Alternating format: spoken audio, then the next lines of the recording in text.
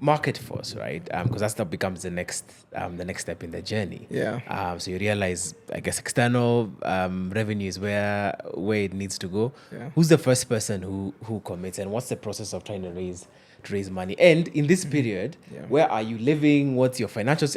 Have you saved anything by this point, or you're still just operating? Oh man, savings was a rumor. Yeah. Like everything we had, we'd put in to the business. If anything, we had like small debts here and there. We'd borrowed money from even friends and family just to keep the business alive. The good thing we did since day one is because we understood the structure for having angel investors or investors coming into business, we always give shares. So my parents own shares, my friends own shares in the business, even today. So always had that knack for let's build this venture together. It takes a village.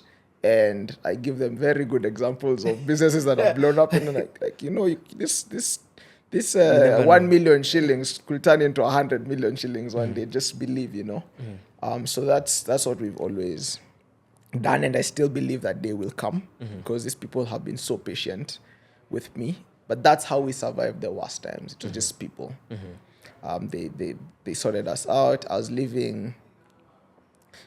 At some point we got a house in Langata, a 3-bedroom house. I was living with my co-founder, and there's nothing else to do. We just code the whole night, sometimes party at night, and repeat and eat ramen noodles, like typical Silicon Valley story. Like we're just eating off those vibes, Right. but we're going to build a big business. Right. And to a large extent, that's still the ambition we have. Yeah.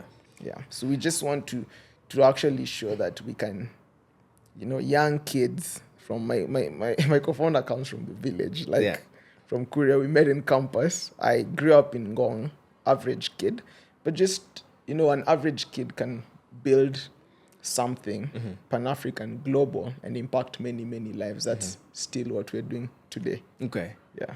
But I want to find out, because you get married at 25. Yes.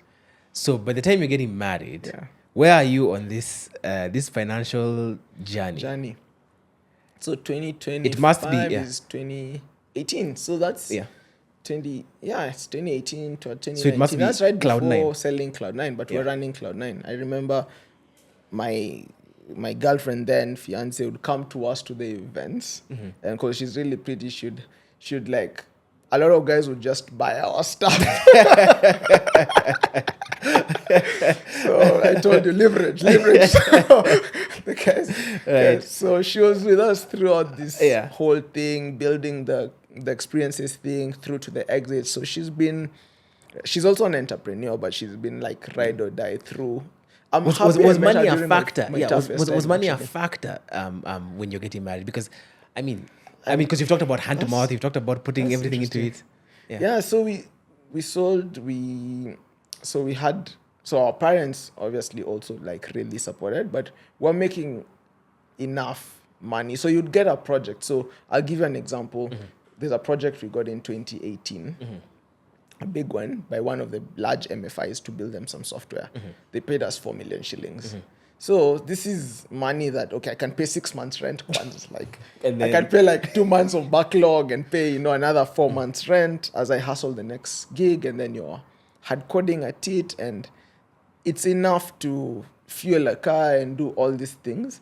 So that's what I'm saying. We weren't really in the trenches, but the trenches is just like you have a much greater ambition than where you're at. And then when you look at your peers, you feel like you're falling behind. So that's been the situation for the longest time. Yeah. Yeah. Okay, all right. So I guess we've gotten context of how you then make the decision to get married. Yeah. So at no point did you, even if you didn't, it was a conversation that you had with your wife or your partner per se. At no point did you feel like, okay, financially this can be tricky. Yeah, Getting and- married right now can be tricky.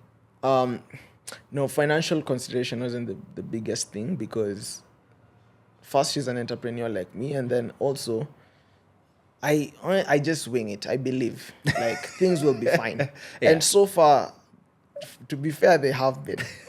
And this is something like that is, I think there are two kinds of people in the world. There's the people who will put everything, they'll just risk it all out to live that dream. And then there's people who are conservative and you'll play by the rules.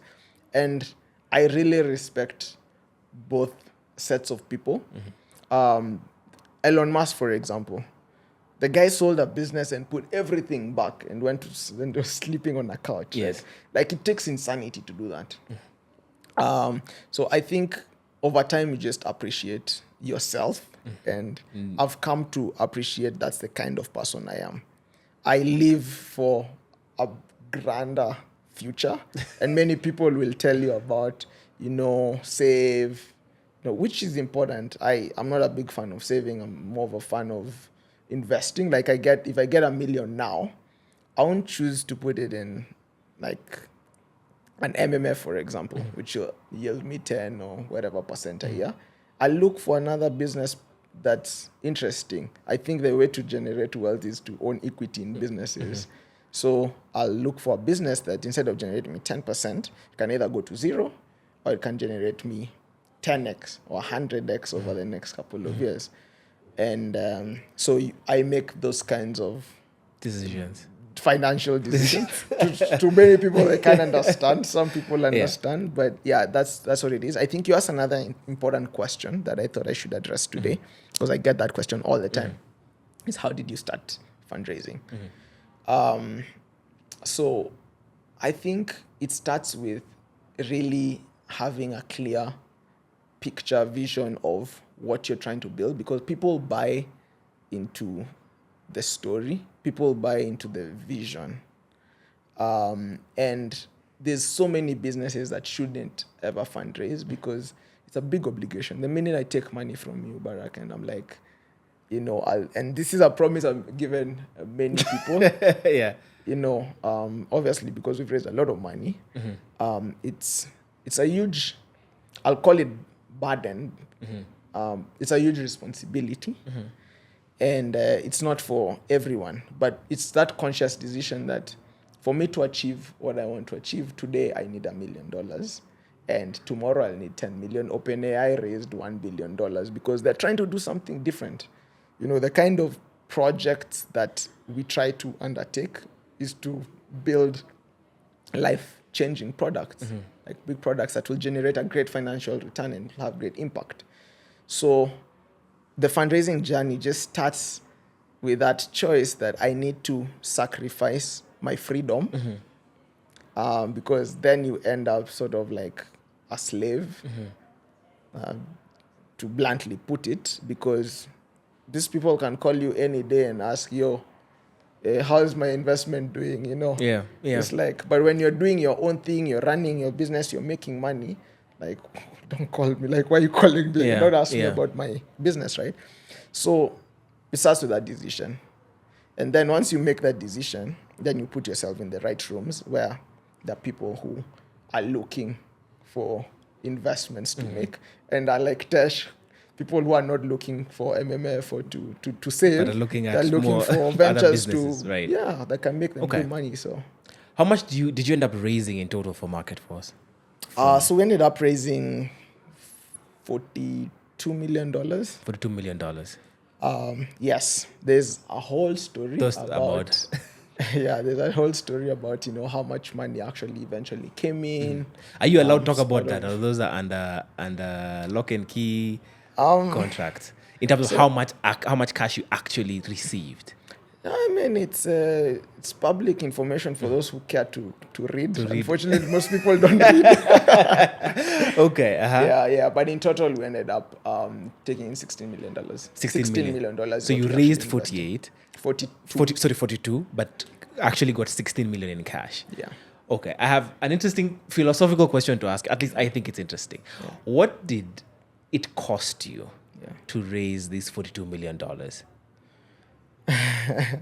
And by cost you, I mean in as many different facets of philosophical life as you can address, from relationships to everything, and the pursuit of this $42 million. What did it cost you?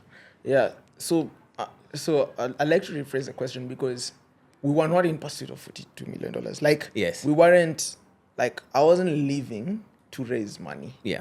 We had a mission, which that mission is largely remains true.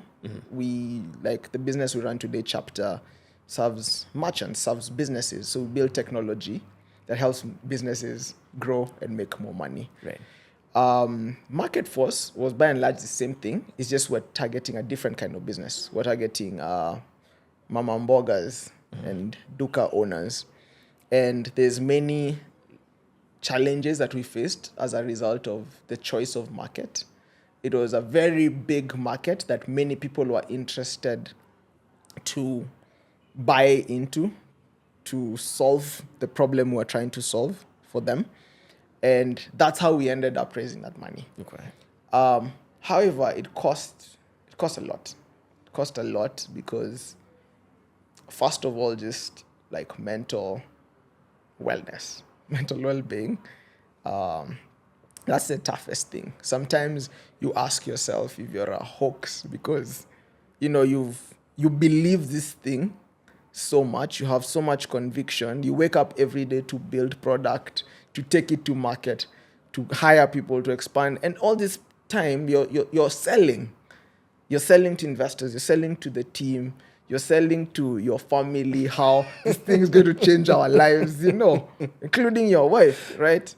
And when things don't work out, then you can imagine how you feel. Like you sometimes you just sit down and you're thinking, am I a con man? It's like I shall have done at the end of the day. it's terrible. Honestly, sometimes it's really dark. Yeah. Because of that, especially when things don't work out. Yeah. And then you take a lot of hit for it because there's many genuine people. There's people who are with you during the good times and will put money behind you during the good times when everything is on the up. But when shit hits the fan, Yeah. that's when you know who is who. Yeah.